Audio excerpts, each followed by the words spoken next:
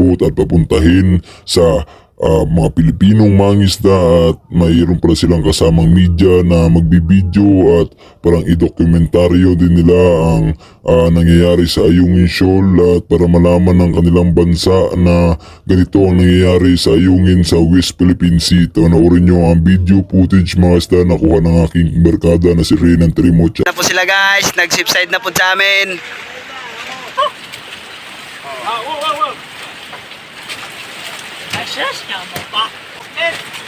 Yan na guys, nandito na po sila guys. Yan po yung flag ng China, nasa hulihan po nila guys. Yan. Ginabidyohan kami nila guys, gabidyo din kami sa kanila para makaganti kami guys. Yan ang tamang proseso ng...